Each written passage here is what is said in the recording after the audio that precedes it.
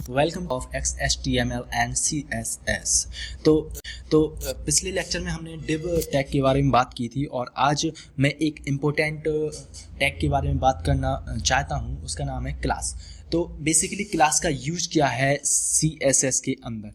तो ये class basically same it is span जैसा स्पैन का काम था वैसे ही क्लास का काम है। क्लास बेसिकली करती क्या है, जैसे सपोज आपके पास बहुत सारे एलिमेंट हैं। सपोज मेरे पास एक पैराग्राफ एलिमेंट है, बहुत सारे पैराग्राफ एलिमेंट हैं और सपोज मैं हर पैराग्राफ को अलग अलग रंग देना चाहता हूँ। सपोज मैं पहले वाले पैराग्राफ को ग्रीन रंग देना चाहता हूँ, अगले वाले को रेड रंग देना चाहता हूँ। तो अलग अलग रंग देना चाहता हूँ तो उसके लिए मुझे क्लास की ज़रूरत पड़ेगी।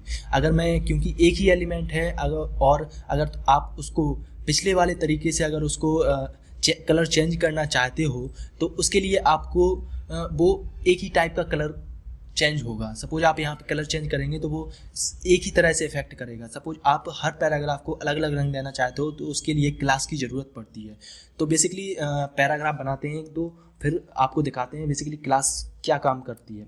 तो less than p greater than I want to be red colour and इसको बंद करते हैं। Less than /p close and अगले वाले पर आते हैं। Less than p greater than and I want to be green and इसको क्लोजिंग टैग के द्वारा बंद करते हैं। /p greater than. तो यहाँ पर दो पैराग्राफ बन गए हैं।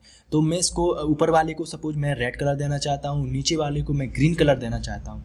अगर मैं पिछले वाले तरीके से करूँगा, सपोज यहाँ पर p लिखूँगा स्टाइल टैग के अंदर और उसको कर्ली ब्रैकेट्स के अंदर बंद करूँगा और सपोज मैं कलर इसको देना चाहता हूँ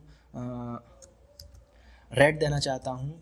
तो फिर आगे देखते हैं क्या होता है। सपोज मैं यहाँ पर सेव करता हूँ और ब्राउज़र पे जाके इसको रिफ़्रेश करता हूँ तो यहाँ पर आप देख रहे हो जैसे मैंने वहाँ पर कलर चेंज किया है तो इसने दोनों को इफ़ेक्ट किया है। सपोज मैं ऊपर वाले पैराग्राफ का रेड कलर चाहता था, नीचे वाले का ग्रीन, लेकिन दोनों ही रेड कलर हो गए हैं। तो बेसिकली आप इस तरीके का यूज करके अलग अलग कलर नहीं पा सकते हो। तो आपको अलग अलग कलर पाने के लिए क्लास का यूज करना पड़ता है CSS के अंदर। तो बेसिकली क्लास कैसे बनाते हैं तो इसी चीज़ को हम देखते हैं इस ट्यूटोरियल में। तो क्लास को बनाने के लिए बेसिकली आपको करना क्या है, क्लास बनाने के लिए आपको यहाँ पर पीरियड, यहाँ पर डॉट साइन का इस्तेमाल करना है। फिर सपोज किस नाम से आप क्लास बनाना चाहते हो। सपोज मैं रेड के नाम से क्लास बनाना चाहता हूँ, आप कुछ भी नाम बना सकते हो।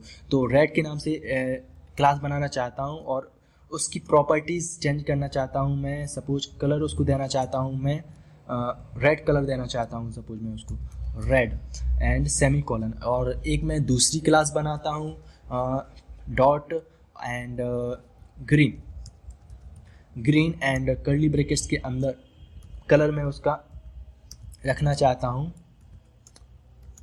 Green and semicolon.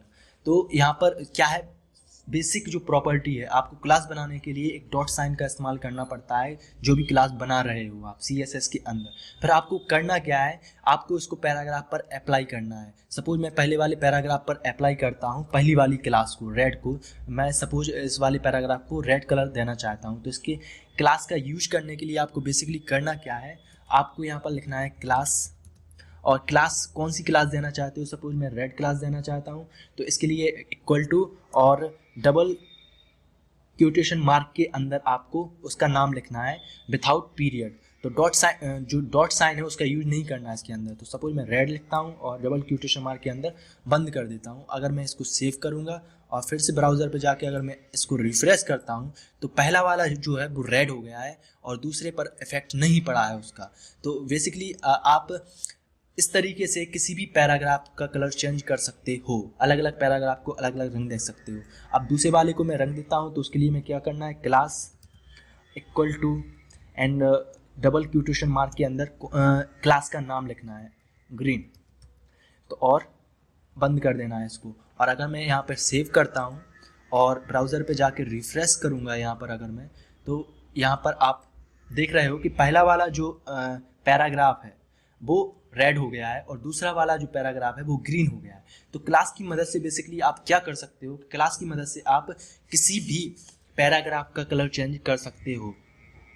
एक ही पैराग्राफ, क्योंकि पिछले वाले तरीके से क्या हो रहा था, अगर आप कलर चेंज करोगे तो वो पूरे सब पैराग्राफ को एक ही कलर देगा। तो क्लास की मदद से आप अलग अलग पैराग्राफ को अलग अलग प्रॉपर्टी दे सकते हो।